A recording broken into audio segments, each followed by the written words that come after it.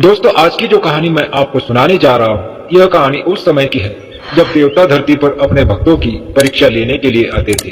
हो सके तो इस कहानी को पूरा सुने, ये कहानी आपको जरूर रुलाएगी। ये कहानी एक ऐसे राजा की है जो स्वयं बिक गया, बेटा मरा हुआ पड़ा है और पत्नी की गला काटने की नौबत आ गई।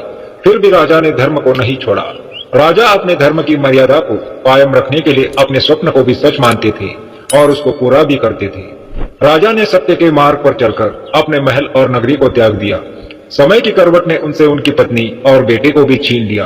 दोस्तों, इससे पहले कि आप हमारी कहानी में खो जाए, आप चैनल को सब्सक्राइब जरूर कर लेना और हाँ, वीडियो को एक लाइक अभी कर देना, क्योंकि आप बाद में लाइक करना भूल जाते हैं। तो चलिए दोस्तों, अब कहानी को शुरू करते हैं। रात का समय था, तब राजा हरिश्चंद्र सोए हुए थे। तभी राजा ने एक स्वप्न देखा। स्वप्न में उन्होंने अपने महल को किसी ब्राह्मण को दान कर दिया। जब सुबह राजा की आंख खुली तो वे स्वप्न की घटना को भूल गए। नित्य के काम निपटा कर राजा अपने दरबार में गए तो उस दिन उनसे मिलने 1100 ब्राह्मणों के साथ महर्षि विश्वामित्र भी आए। महर्षि विश्वामित्र के पैर धोकर राजा ने उनका स्वागत किया। तभी राजा को अपने स्वप्न की घटना याद आ गई। अपने स्वप्न की मर्यादा को रखने के लिए उन्होंने विश्वामित्र से कहा कि क्या आप मेरे महल को दान में स्वीकार करेंगे। तब महर्षि विश्वामित्र ने राजा के प्रस्ताव को स्वीकार कर लिया। राजा ने सभी ब्राह्मणों को भोजन भी करवाया और दक्षिणा देने लगे।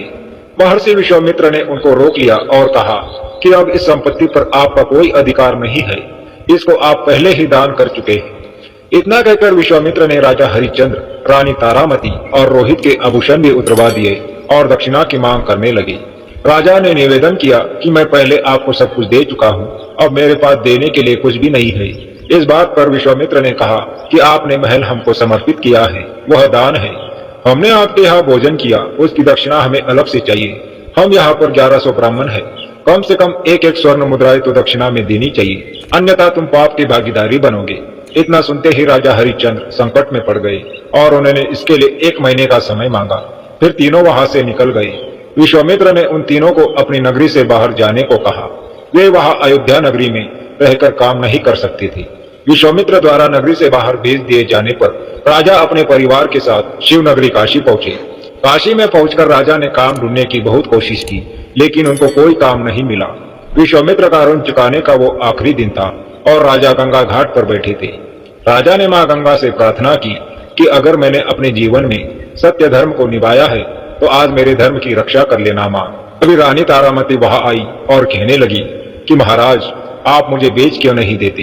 एक पति होते हुए मेरा धर्म है कि मैं आपकी रक्षा करूं। मैं तुम्हें बेचकर अपने पति धर्म को नष्ट नहीं कर सकता, ऐसा राजा ने कहा। रानी तारा ने अपने पति के धर्म की रक्षा के लिए खुद को बेचने का निश्चय किया और काशी के बाजार में जाकर खड़ी हो गई। रानी ने आवाज लगाई कि कोई है जो मुझे खरीद सकता है। तब वहां पर एक पंडित आया। पंडित ने कहा कि उसकी पत्नी बीमार रहती है, मेरी पूजा की तैयारी और मेरी पत्नी की सेवा कर सकती हो तो मैं तुम्हें खरीद सकता हूँ। रानी तारामती ने हाँ भर दी और अपनी कीमत मांगी। पंडित ने 500 स्वर्ण मुद्राएं रानी को दे दी। रानी ने उन 500 स्वर्ण मुद्राओं को लिया और राजा हरिश्चंद्र को देते हुए कहा कि उसने अपने पत्नी धर्म को पूरा किया है, अगर कोई गलती हुई हो तो उसको क्षमा कर दे। अब वह दासी बन गई है, इसलिए वह उनसे दूर जा रही है। इतने में वह पंडित तारामती को दर्दनाक स्थिति से बालों को पकड़कर घसीटता हुआ लेकर गया। राजा ने अपनी आंखों को बंद कर लिया।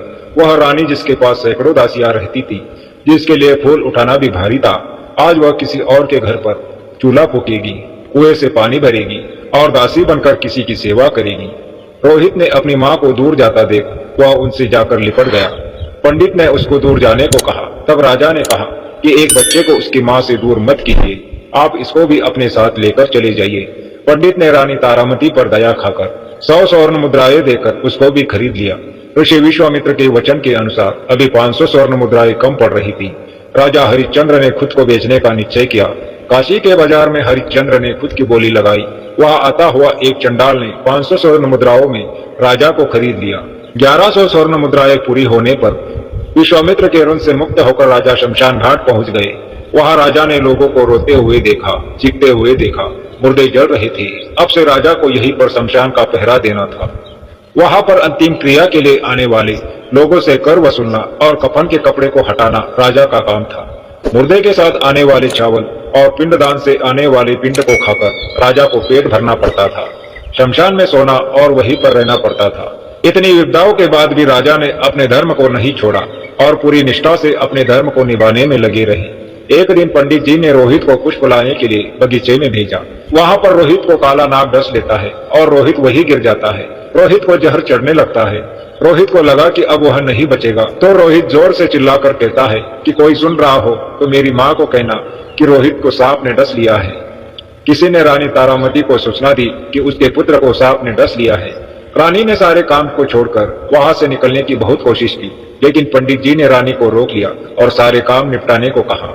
रानी तारामती का दुर्भाग्य देखिए, बेटा मरा हुआ पड़ा है और वह उसके पास भी नहीं जा सकती। जब पंडित जी सो गए तब रानी दौड़कर बगीचे की तरफ गई। रानी ने रोहित को देखकर रोने की कोशिश की, लेकिन गांव वालों के डर से वह खुलकर रो भी नहीं सकी। अपने बेटे के अंतिम संस्कार के लिए वहां कोई रोने वाला भी नहीं था। रानी तारामती ने अपने साड़ी के पल्लू को फाड़ा और रोहित के शव को ढका।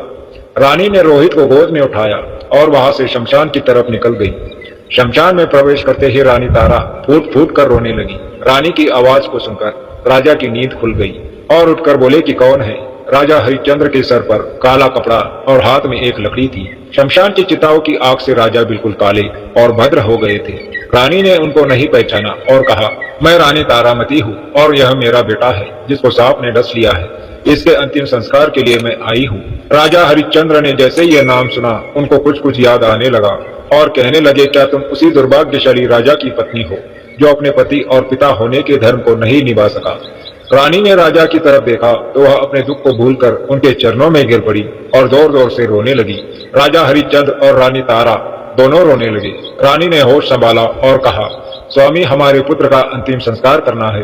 राजा उठकर खड़े हुए और बोले, यह अंतिम संस्कार करने के लिए तुम्हें पहले कर देना पड़ेगा। रानी ने कहा, मेरे पास देने के लिए कुछ भी नहीं है। राजा ने रानी को कह दिया कि बिना कर दिए यह अंतिम संस्कार नहीं कर सकती। वह चाहे तो इसको गंगा में डाल सकती है। रानी ने अपनी साड़ी के पल्लू को फाड़कर राजा को सौंपते हुए बोली, इसके अलावा मेरे पास देने के लिए कुछ भी नहीं है। रानी का पीछा करते हुए गांव वाले लोग वहां आ पहुंचे। लोगों ने रानी तारा पर इल्जाम लगाया कि वह गांव से चोरी चुपके यहाँ आई है। चंडाल राजा को तलवार थमाते हुए बोला, इसकी गर्दन काट दो। तलवार को हाथ में लेकर राजा के हाथ रुक गए थे। रानी तारा ने कहा कि आप अपने हाथ रोकिए मत, ये आपके मालिक का आदेश है। पत्नी अगर चली गई तो वापस आ सकती है, बेटा भी वापस आ सकता है, लेकिन अगर एक बार धर्म नष्ट हो गया तो वापस लौटकर नहीं आ सकता। इसलिए आप अपने हाथ रोकिए मत और मेरी गर्दन काटिए। समय की ऐसी करवट को देखकर पत्थर भी रो पड़े। तो फिर भगवान को तो वहां आना ही था। भगवान वहां आए और उन्होंने राजा हरिश्चंद्र के हाथ को पकड़ लिया। राजा हरिश्चंद्र ने देखा कि भगवान स्वयं उनको रोकने के लिए आए हैं। राजा हरिश्चंद्र उनके चरणों में गिर पड़े। भगवान ने उनको उठाया और गले से लगाया। भगवान ने कहा, बहुत हुई तुम्हारी परीक्षा, तुम परीक्षा में सफल हुए। तुम एक सच्चे सत्यवादी राजा हो। राजा हरिश्चंद्र ने भगवान से कहा कि क्या आपको मेरे धर्म पर विश्वास नहीं था जो आपने इतना बड़ा खेल रचाया। भगवान ने कहा कि मुझे तुम्हारी सत्यता पर पूरा विश्वास था, इसलिए मैंने तुम्हें चुना। तुम सत्य की परीक्षा में पास हुए। तुम्हारे जैसा सत्यवादी राजा न तो आज तक हुआ है और न कभी आगे होगा। ये दुनिया तुमको सत्यवादी राजा हरिश्चंद्र के नाम से जानेगी। भगवान ने मरे हुए रोहित को भी जिंदा कर दिया, सभी को सुंदर शरीर प्रदान किया। महर्षि विश्वामित्र ने उनको महल वापस सौंप दिया। पुनः राजा हरिश्चंद्र और रानी तारामती उस महल में रहने लगे और राजभोग भोगने लगे। ऐसा कहा गया है कि धर्मो रक्षति रक्षित, अर्थात तुम धर्म की रक्षा करो, धर्म तुम्हारी रक्षा करेगा। राजा हरिश्चंद्र जैसा सत्यवादी बनना नामुमकिन है। पग पग पर राजा हरिश्चंद्र ने सत्य की परीक्षा दी। कुछ लोग कहते हैं कि राजा हरिश्चंद्र ने अपनी पत्नी को बेच दिया था, लेकिन यह बिल्कुल गलत है। राजा हरिश्चंद्र ने पूरी निष्ठा से अपने पति धर्म को निभाया जब तक वे खुद नहीं बिक गए।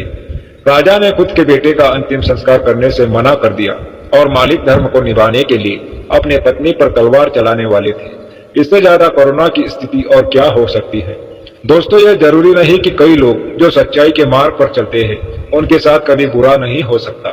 हमारे साथ जो भी होता है उसका एक कारण होता है। हो सकता है कि परमात्मा हमारी परीक्षा ले रहा हो, इसलिए हमेशा अच्छा कार्य करते रहे। तो मित्रों, अगर आपको मेरी ये कहानी पसंद आई है तो प्लीज वीडियो को एक लाइक करने की कृपा करें और वीडियो को अपने दोस्तों के साथ शेयर भी करें और अंत में हमारे चैनल को सब्सक्राइब करना बिल्कुल भी न भूलें। धन्यवाद। आपका दिन शुभ हो। जय हो सत्यवादी राजा हरिश्चंद्र की।